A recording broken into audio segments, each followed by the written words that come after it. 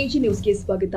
ದಾಂಡೇಲಿ ನಗರದ ಹೃದಯ ಭಾಗವಾದ ಜೆಎನ್ ರಸ್ತೆಯಲ್ಲಿ ಸೋಮವಾರ ಸಂಜೆ ಜನಸಂದಣಿಯ ನಡುವೆಯೇ ಕತ್ತಿ ಹಾಗೂ ಕಬ್ಬಿಣದ ರಾಡ್ಗಳಿಂದ ವ್ಯಕ್ತಿಯೊಬ್ಬನ ಮೇಲೆ ಭೀಕರ ಹಲ್ಲೆ ನಡೆದಿದ್ದು, ಪ್ರಕರಣಕ್ಕೆ ಸಂಬಂಧಿಸಿದ ಪ್ರಮುಖ ಆರೋಪಿಗಳನ್ನ ದಾಂಡೇಲಿ ನಗರ ಠಾಣೆ ಪೊಲೀಸರು ಕೇವಲ 1 ಗಂಟೆಯ ಒಳಗೆ ಬಂಧಿಸುವಲ್ಲಿ ಯಶಸ್ವಿಯಾಗಿದ್ದಾರೆ. ಸಂಜೆ ಸುಮಾರು 6:30 ವೇಳೆಗೆ ನಡೆದ ಘಟನೆಯು ಕೆಲಕಾಲ ನಗರದ ಪ್ರಮುಖ ರಸ್ತೆಯಲ್ಲಿ ಆತಂಕದ ವಾತಾವರಣ ಸೃಷ್ಟಿ ಮಾಡಿತು. ಪ್ರಾಥಮಿಕ ಮಾಹಿತಿ ಪ್ರಕಾರ ಜೆಎನ್ ರಸ್ತೆಯಲ್ಲಿ ಇರುವಂತಹ ಸಿನಿಮಾ ಮಂದಿರದ ಎದುರಿನ ಬಾರ್ನಿಂದ ಹೊರಬಂದ 4 ವ್ಯಕ್ತಿಗಳ ನಡುವೆ ಮೊದಲು ಮಾತಿನ ಚಕಮಕಿ ಜರುಗಿದೆ. ಬಳಿಕ ಅದು ತಳ್ಳಾಟ ಹಾಗೂ ಹೊಡೆದಾಟಕ್ಕೆ ತಿರುಗಿದ್ದು, ಗುಂಪಿನ 3 ವ್ಯಕ್ತಿಗಳು ತಮ್ಮ ಜೊತೆಯಲ್ಲಿ ಇದ್ದ ವ್ಯಕ್ತಿಯ ಮೇಲೆಯೇ ಹಲ್ಲೆ ನಡೆಸಿದ್ದಾರೆ ಎನ್ನಲಾಗಿದೆ. ಹಲ್ಲೆಯಿಂದ ತಪ್ಪಿಸಿಕೊಳ್ಳಲು ಗಾಯಾಳು ಮೆಡಿಪ್ಲಸ್ ಔಷಧ ಅಂಗಡಿಯ ಕಡೆಗೆ ಓಡಿದ್ರೂ ಕೂಡ ಆರೋಪಿಗಳು ಆತನನ್ನ ಹಿಂಬಾಲಿಸಿ ಕತ್ತಿ ಹಾಗೂ ಕಬ್ಬಿಣದ ರಾಡ್ನಿಂದ ಮನಬಂದಂತೆ ಹಲ್ಲೆ ಮಾಡಿದ್ದಾರೆ. ತಲೆಗೆ ಗಂಭೀರವಾಗಿ ಗಾಯವಾಗಿ ರಕ್ತಸ್ರಾವವಾಗ್ತಾ ಇದ್ರು. ಹಲ್ಲೆ ಮುಂದುವರೆದಿದ್ದು ಸ್ಥಳ ಕೆಲ ಕಾಲ ರಕ್ತಮಯವಾಗಿತ್ತು. ಇನ್ನು ಘಟನಾ ಸ್ಥಳದಲ್ಲಿ ಜರ್ಕಿನ್, ಚಪ್ಪಲಿಗಳು ಸೇರಿ ಹಲವು ವಸ್ತುಗಳು ಬಿದ್ದಿದ್ವು.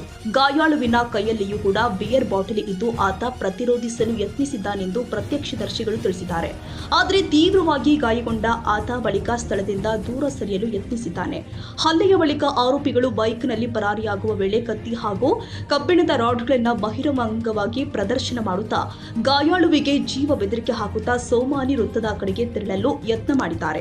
ಈ ದೃಶ್ಯ ಕಂಡ ಸಾರ್ವಜನಿಕರು ಭಯಭೀತರಾಗಿದ್ದು, ಸುತ್ತಮುತ್ತಲಿನ ಅಂಗಡಿಗಳಲ್ಲಿ ಇದ್ದ ಹಲವರು ಆತಂಕದಿಂದ ಓಡಾಡಿದ್ರು. ಇದೇ ವೇಳೆ ಮತ್ತೊಂದು ಯುವಕರ ತಂಡ ಸ್ಥಳಕ್ಕೆ ಧಾವಿಸಿ ಗಾಯಾಳುವಿನ ನೆರವಿಗೆ ಮುಂದಾಗಿದ್ದು, 2 ಗುಂಪುಗಳ ನಡುವೆ ಮತ್ತೊಮ್ಮೆ ಘರ್ಷಣೆಯ ವಾತಾವರಣ ನಿರ್ಮಾಣವಾಗಿತ್ತು. ಘಟನೆಯ ದೃಶ್ಯಗಳು ಸುತ್ತಮುತ್ತಲಿನ ಅಂಗಡಿಗಳ ಸಿಸಿಟಿವಿ ಕ್ಯಾಮೆರಾದಲ್ಲಿ ದಾಖಲಾಗಿದೆ. ಮಾಹಿತಿ ಪಡೆದ ದಾಂಡೇಲಿ ನಗರ ಠಾಣೆಯ ಪಿಎಸ್ಐ ಅಮೀನ್ ಅತ್ತಾರ್ ಸಿಬ್ಬಂದಿಯೊಂದಿಗೆ ತಕ್ಷಣ ಸ್ಥಳಕ್ಕೆ ಧಾವಿಸಿದ್ರು. ಪೊಲೀಸ್ ವಾಹನದ ಸೈರನ್ ಕೇಳ್ತಾ ಇದ್ದಂತೆಯೇ 2 ಗುಂಪಿನವರು ಅಲ್ಲಿಂದ ಚದುರಿಕೊಂಡಿದ್ದಾರೆ. ನಂತರ ಡಿವೈಎಸ್ಪಿ ಶಿವಾನಂದ ಮದರಕಂಡಿ ಹಾಗೂ ಸಿಪಿಐ ಶಿವಾನಂದ ಅಂಬಿಗೇರ ಸ್ಥಳಕ್ಕೆ ಭೇಟಿ ಕೊಟ್ಟು ಪರಿಶೀಲನೆ ಮಾಡಿದ್ದಾರೆ.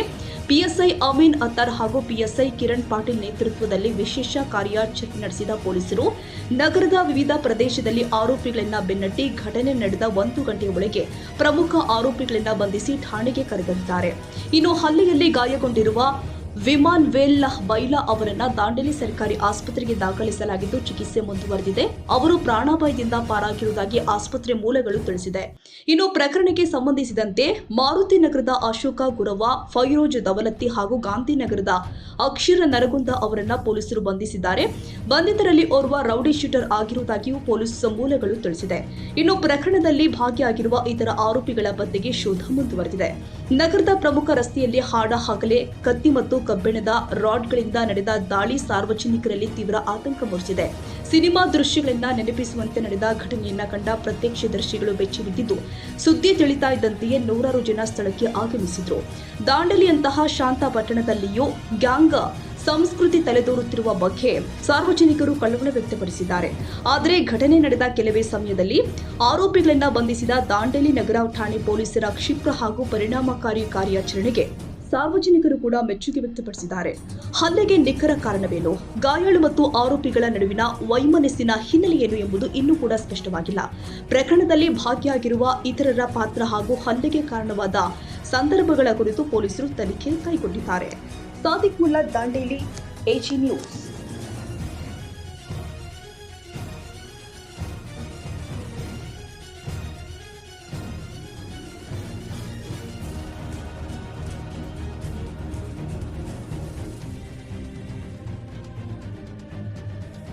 ಕನ್ನಡಿಗರ ಮೆಚ್ಚಿನ ನಿಮ್ಮ ಎಜೆ 24/7 ನ್ಯೂಸ್ ಕನ್ನಡ ವಾಹಿನಿ ಇದೀಗ ಟಿವಿಯಲ್ಲಿ ಲಭ್ಯ. ವೇಳೆ ನೋಟಿಸ್ ಕೊಟ್ಟಿದ್ರೆ ವಾಪಸ್ ತಗೋತೀವಿ. ಇವತ್ತು ವಕ್ಫ್ ಪ್ರಾಪರ್ಟಿ ಅಂತೇಳಿ ಬರ್ತದೆ ಅಂತ ಹೇಳಿದ್ರೆ ರೈತರ ಬೀದಿಗೆ ಬಂದ್ರೆ ಏನ್ ಮಾಡ್ಬೇಕಾಗತ್ತೆ? ಯಾರು ವೋಟ್ ಹಾಕಲಿಲ್ಲ ಅಂದ್ರೆ ಗ್ಯಾರಂಟಿನೆಲ್ಲ ಸ್ಟಾಪ್ ಮಾಡ್ಬಿಡ್ತೀವಿ.